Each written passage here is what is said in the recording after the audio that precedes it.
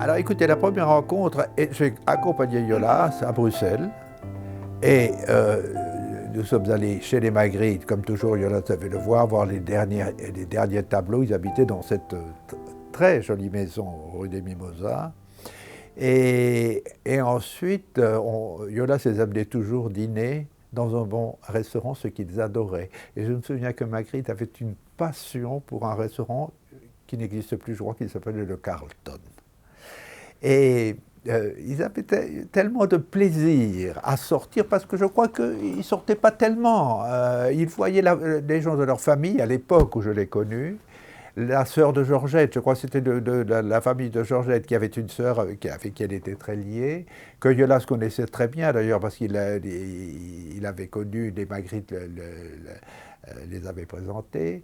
Et alors ils attendaient Yolas avec beaucoup, quand on arrivait, ils étaient contents, Loulou aboyait, enfin c'était un peu la fête.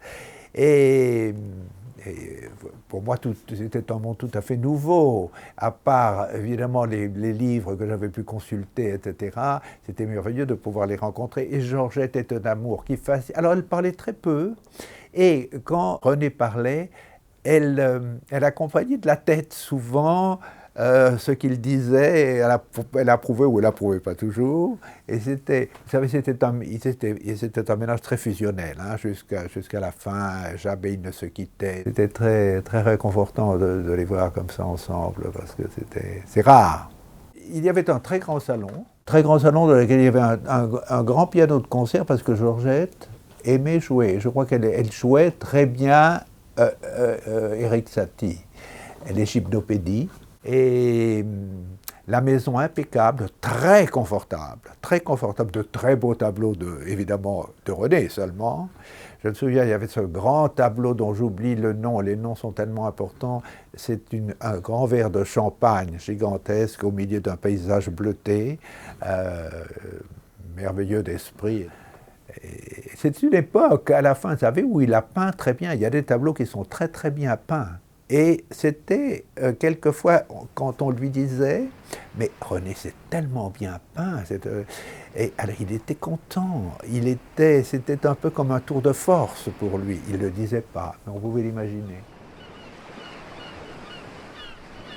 Dans une pièce au premier étage, et à part le chevalet, et peut-être une petite table à côté, tout était impeccable et rien n'aurait laissé supposer que ça faisait en tout cas pas du tout atelier de peintre. Et ça a été sa façon de travailler. Je ne l'ai jamais vu, je l'ai vu rectifier 2 ou 3 fois, alors avec, vous savez, la baguette pour approcher pour ne pas trembler. Et je n'ai jamais vu dessiner, certainement il dessinait beaucoup. Je n'ai pas de souvenir. Alors quand il venait chez la sœur de Yolas à Cannes, je me souviens qu'il faisait des croquis. Ça, je l'ai beaucoup vu, je le voyais presque tous les ans. Il louait un appartement sur la promenade des Anglais à Nice. Ils aimaient beaucoup ça et il rayonnait. Il venait toujours déjeuner chez la sœur de Yolas. Et une fois, nous avons poussé jusqu'à chez Maxence, à Séance. Ça, je me souviens très bien, c'était très très gai. Un homme extrêmement calme, un débit assez lent, et quand on lui parlait, ou quand il était au milieu d'une conversation, toujours l'air de penser très profondément à tout ce qui se disait, même des choses tout à fait simples et banales, et on voyait ses yeux qui cherchaient, vous voyez que l'intellect travaillait, et c'était toujours, même en vacances sur la Côte d'Azur, je me souviens, il était comme ça, il bougeait la tête et il disait oh, oui, ou non, mais il commentait toujours par comme ça, une espèce de mimique tout ce qui se disait, et il participait beaucoup.